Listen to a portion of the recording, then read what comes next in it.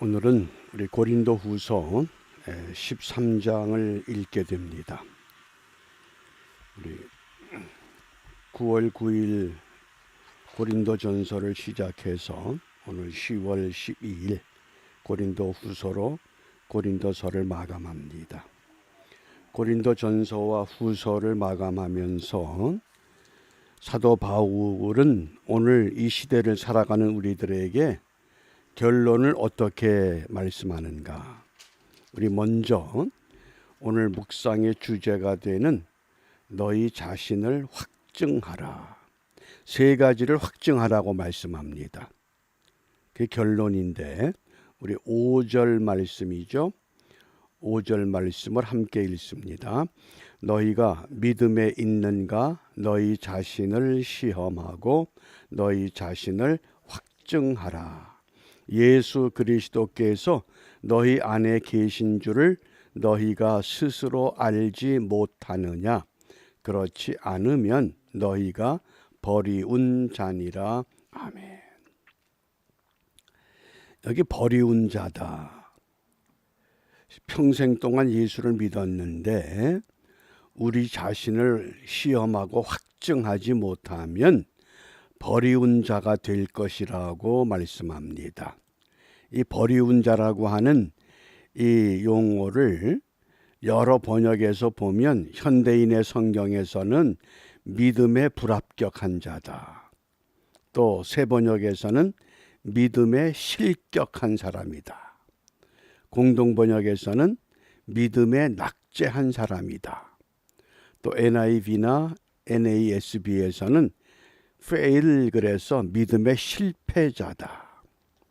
또 KJV 킹 제임스 버전에서는 reprobate 그래서 믿음의 유기자, 믿음의 버림을 받은 자 그런 뜻입니다. 어떻습니까? 나는 정말 하나님께로부터 믿음의 합격을 받을 수 있는 신앙생활인가? 아니면 뭔가 부족한 것이 있는가? 그래서 오늘 우리 이 개역 한글 성경을 원문에서 직역을 하면 강조되는 게 있습니다. 너희가 너희 자신을, 이걸 반복하는 겁니다. 너희가 너희 자신을 시험하라. 너희가 너희 자신을 확증하라. 너희가 너희 자신을 알지 못하느냐?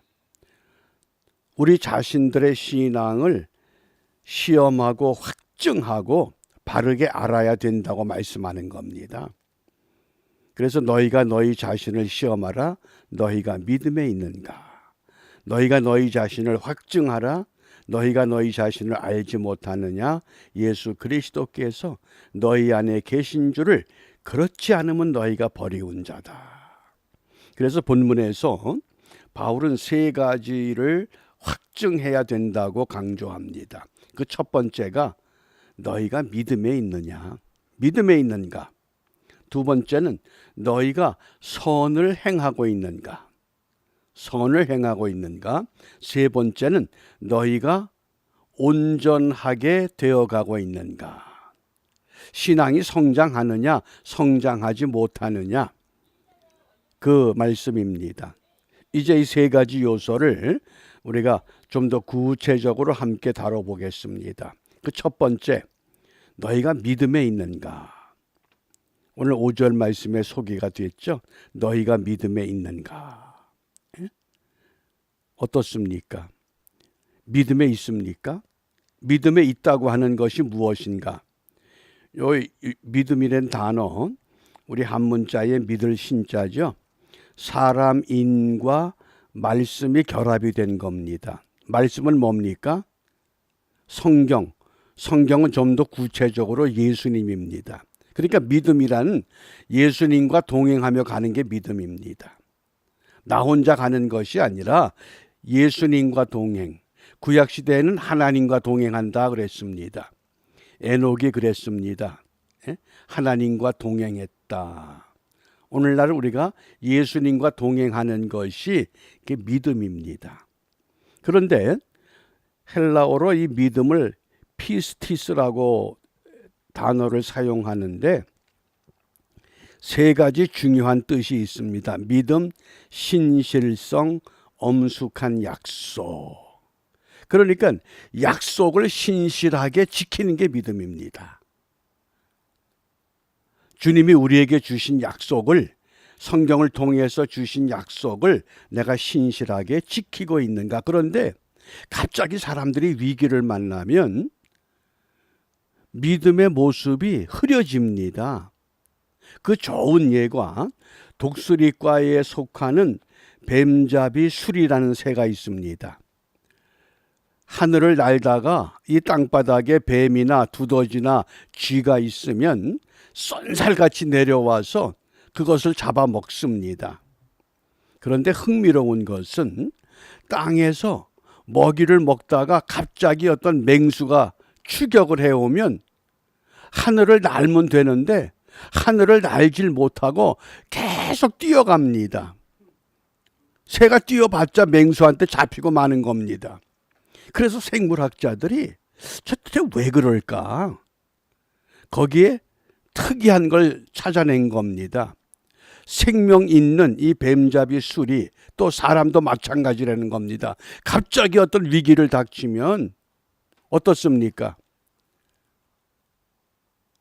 우리가 아멘, 주여 그래야 될 텐데 아이고 어머니, 아이고 이러고 외친다는 겁니다. 그게 우리 모습이라는 겁니다. 그래서 정말 믿음이라고 하는 것은 무엇이냐? 약속을 신실하게 지키는 것이다. 그러기 위해서는 사람이 예수님과 동행하는 수밖에 없습니다. 언젠가 우리 아이들이 그래요. 왜 어른들은 힘들면 아이고 힘들다 그러지 아이고 주여 그럴까? 근데 왜 그럴까요? 그게 예수님과 동행하는 단적인 모습이기도 한 겁니다. 그래서 정말 우리가 믿음을 지키고 있는가? 너희 자신을 좀 확증해 봐라. 내가 믿음에 있는가 확증해야 한다고 강조합니다. 이게 첫 번째입니다. 내가 믿음에 있는가. 그 다음에 두 번째입니다.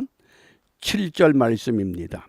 우리가 하나님께서 너희로 악을 조금도 행하지 않게 하시기를 구하노니 이는 우리가 옳은 자임을 나타내고자 함이 아니라 오직 우리는 버리운 자 같을지라도 너희로 선을 행하게 하고자 합니다. 내가 버림을 받아도 너희들은 선을 행해야 된다 그 뜻입니다. 이게 얼마나 놀라운 고백입니까? 모세가 자기 민족들을 위해서 내 이름을 생명책에서 지워버리고 이 민족 버리지 마옵소서. 사도 바울도 이 고린도 교회를 얼마나 사랑했으면 우리가 버린 자 같을지라도 너희는 선을 행해야 된다. 그러면 선이 뭐예요? 이게 한 문자의 선을 보셔요. 세 가지 단어가 합성됐는데 양양자와 입구자와 초두머리 초, 이게 이제 풀을 말하는 겁니다. 양은 무엇을 먹어야 돼요? 풀을 먹어야 됩니다. 먹어야 할 것을 먹지 않고 엉뚱한 걸 먹으면 그게 거짓이 되는 겁니다. 그래서 그 노인과 바다라고 하는 그 중편 소설을 썼던 미국의 작가 해밍웨이가 이 선과 악에 대해서 아주 재미나게 정의를 했습니다. 선이란 뒷맛이 좋은 것이다. 먹고 나면 뒷맛이 좋은 게 선이라는 거예요. 근데 악은 먹고 나면 뒷맛이 나쁘다는 겁니다. 그 선이 뭐예요? 공무원이 뇌물을 먹으면 먹지 말아야 할 걸 먹은 겁니다. 그게 잘못이 되는 겁니다. 그리스도인들이 먹어야 할 것을 바르게 먹어야 되는데 하나님의 말씀을 진리를 바르게 먹어야 되는데 진리 아닌 것을 먹게 되면 뭐가 됩니까? 사이비가 되고 이단이 되는 겁니다. 이단은 뭡니까? 끝이 다른 게 이단입니다. 예수님이 마지막까지 하나님의 아들인데 이단은 교주가 주인 되고 마는 겁니다. 사이비는 겉과 속이 다른 걸 말합니다. 그래서 이 카로스라고 하는 이 단어를 썼는데, 이 선이라고 하는 것이 아름다운, 좋은, 유용한, 흠이 없는, 그래서 흠이 없는 제물이죠. 하나님 앞에 제물을 드릴 때에 흠 없는 제물을 드려야 됩니다. 그게 카로스입니다. 바꿔 말하면 우리가 예배자로서 세상을 살아갈 때에 예배하는 그 시간만이 예배가 아니라 세상을 살아가는 삶 전체가 그게 카로스가 되어야 된다는 겁니다. 흠이 없는 삶을 살 때 그것이 온전한 선을 이루어낼 수 있다고 말씀을 합니다. 근데 선을 이루기가 쉽질 않아요. 그 한국에 그 마천동에 슈바이처라고 하는 서대원 의사가 있습니다. 이분이 아버지가 사업을 하다가 부도를 내고 그만 쓰러져서 돌아가신 후에 아버지가 지은 부채 2억을 떠안았습니다. 그 당시 경찰병원에 인턴으로 있는데 고작 월급이 70만 원을 받는데 그 부도 난 것 때문에 월급 절반은 다 차업을 당하고 그 30만 원 가지고 살려니 얼마나 힘들어요. 그랬더니 그 부인이 내가 의사를 만나서 시집 온 건 좀 편하게 살려고 왔는데 이게 뭐 편한 게 아니라 더 지긋지긋한 고생을 한다 그러고 2살 난 아들을 두고 도망가 버렸어요. 이게 얼마나 절망입니까? 아들을 어떻게 키울 거며 너무 낙심해서 무작정 길을 걷는 거예요. 걷다가 우연찮게 소망의 집이라고 하는 간판을 본 겁니다. 거길 들어갔더니 무슨 소망인가 하고 들어가 봤더니 지체장애자들이 모여 사는 곳이에요. 그런데 그들을 치료할 사람이 없어요. 그때 나를 필요로 하는 것이 여기구나. 그리고 그들과 더불어 살면서 치료하기 시작합니다. 그래서 점점 소문이 난 거예요. 아주 유명한 의사가 됐습니다. 그게 뭐예요? 선을 베풀다 보면 그 선을 누가 갚아줍니까? 반드시 하나님이 갚아주신다고 말씀을 해요. 그래서 야고보 장로는 야고보서 4장 17절에 사람이 선을 행할 줄 알고도 행치 아니하는 것이 죄다 그랬어요. 첫 번째는 어디에 있는가? 믿음에 있는가? 두 번째는 선을 행하는가? 끝까지 우리가 선을 행할 수 있는 삶을 선택해야만 합니다. 그 다음 세 번째예요. 9절 말씀이에요. 첫 번째는 너희가 믿음에 있는가 확증해라. 두 번째는 너희가 선을 행하는가 확증해라. 세 번째는 너희가 온전하게 되고 있는가. 우리 9절 말씀 함께 읽습니다. 우리가 약할 때에 너희의 강한 것을 기뻐하고 또 이것을 위하여 구하니 곧 너희의 온전하게 되는 것이라. 온전하게 돼가는 것. 어제보다는 오늘이, 오늘보다는 내일이 점차적으로 온전해져 가는 신앙생활이 돼야 해요. 그런데 이민자들의 이야기를 이렇게 들어보면 가끔 그런 탄식을 해요. 미국 올 때의 신앙만큼만 돼도 좋겠다. 정말 미국 가서 한번 잘 살아보고 예수 잘 믿어보겠다. 그러고들 왔는데 10년, 20년, 30년, 40년 지나면서 보니까 믿음도 흐리멍텅해지고 사는 것도 흐리멍텅하다는 거예요. 그 왜 그래요? 온전하게 되는 것을 시험하고 확증하고 검증하지 못했기 때문에 그래요. 그래서 첫 번째는 너희가 믿음에 있는가, 두 번째는 너희가 선을 행하고 있는가, 세 번째는 너희가 온전하게 되어 가고 있는가. 그래서 이 온전이란 단어, 편안할 온자와 온전할 전자를 썼는데 이게 카타르티시스란 단어예요. 여기 아주 중요한 의미가 있어요. 완성이라는 의미가 있어요. 완성. 무엇을 완성해야 온전합니까? 우리 주님께서 마태복음 5장 48절에 하늘에 계신 너희 아버지의 온전하심과 같이 너희도 온전하라. 근데 문제가 있잖아요. 우리가 어떻게 하나님처럼 온전할 수가 있어요? 그런데 그 마태복음서를 잘 읽어보면 온전의 비결이 뭔 줄 아세요? 사랑이에요, 사랑. 요한 1서에 하나님은 사랑이시라 말씀했던 것처럼 하나님이 사랑을 통해서 우리를 온전하게 이끌어 가시는 거예요. 그래서 이 카타르티시스란 단어의 그 동사 원형이 카타르티조인데요. 재미나요. 원상으로 복구시킨다는 거예요. 죄로 말미암아 선악과를 따먹고 에덴에서 쫓겨났던 인생을 하나님이 사랑하셔서 십자가의 사랑으로 어떻게 다시 회복시켜 준다는 거예요. 그게 온전인 거예요. 내가 완전해져서 온전이 아니라 하나님의 사랑 속에 들어가서 온전하게 된다는 말씀입니다. 그래서 주님께서 우리를 인정해 주시는 거예요. 그러니까 바울은 오늘 고린도 교회가 얼마나 은사가 있고 얼마나 열심이고 그런데 분쟁이 끊이질 않잖아요. 더군다나 사도 바울이 무슨 사도냐? 그 사도 아니야. 그런 거짓 교사들의 가르침에 놀아났잖아요. 그래서 그들에게 마지막 권고하는 겁니다. 너희들이 믿음에 있는가? 너희들이 선을 행하는가? 너희들이 온전해지고 있는가? 이걸 좀 시험하고 확증해라. 그렇지 못하면 너희들은 버리운 자다. 믿음의 실격자다. 믿음의 실패자다.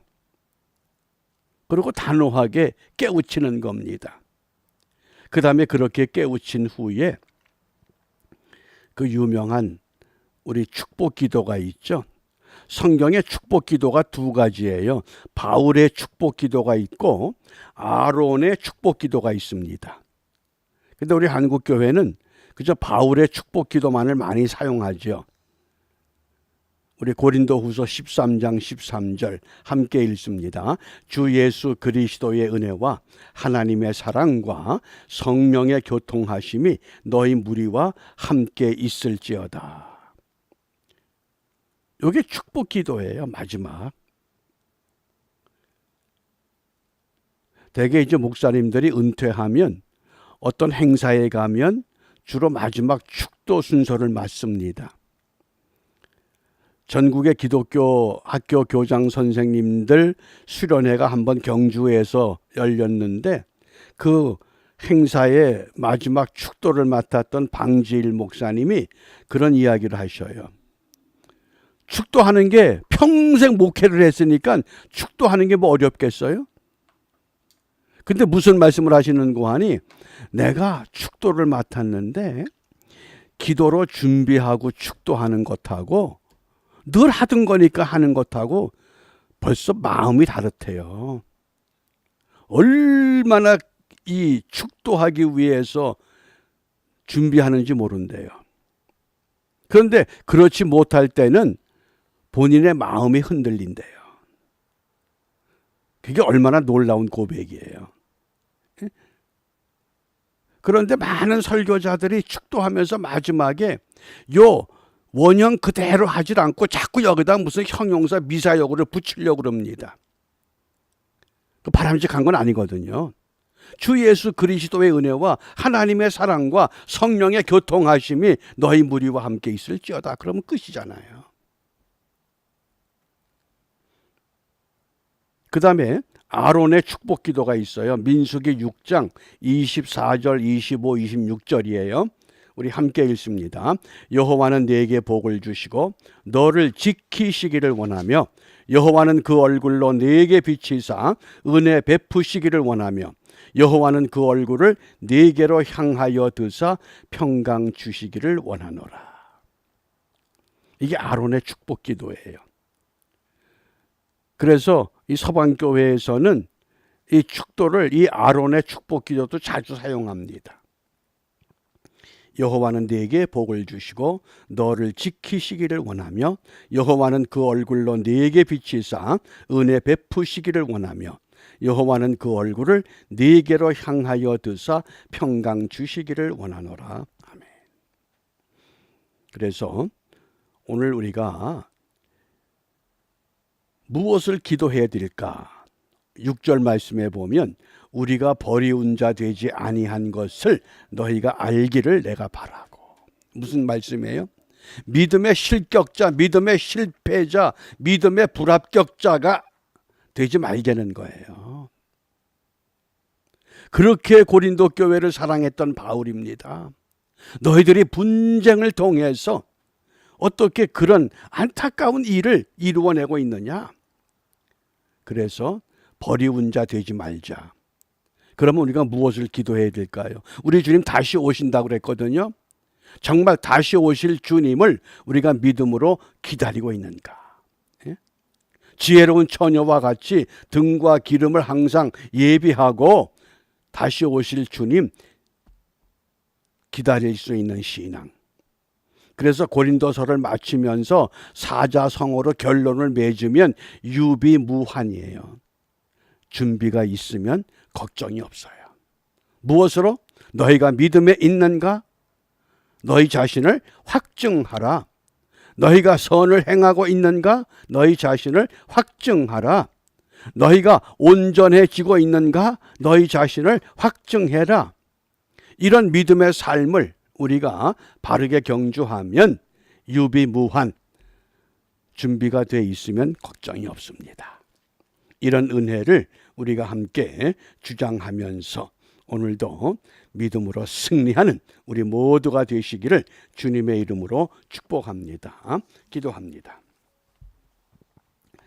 은혜로우신 아버지 하나님, 고린도서를 읽어가며 이 시대에 주님의 몸된 교회를 어떻게 세워야 하며 어떻게 섬겨야 하는가를 깨닫게 하시고 알게 하심을 감사합니다.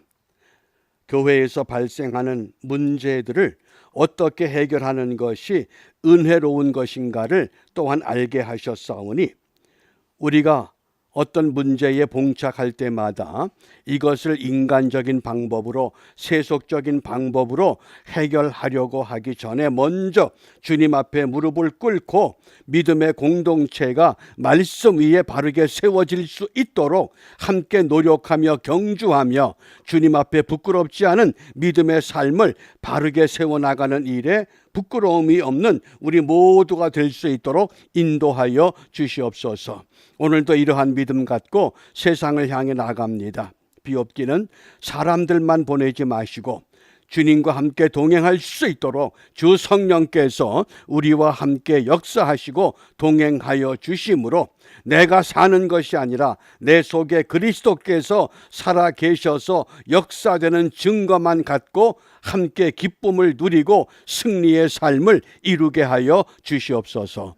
예수님 이름으로 기도합니다. 아멘.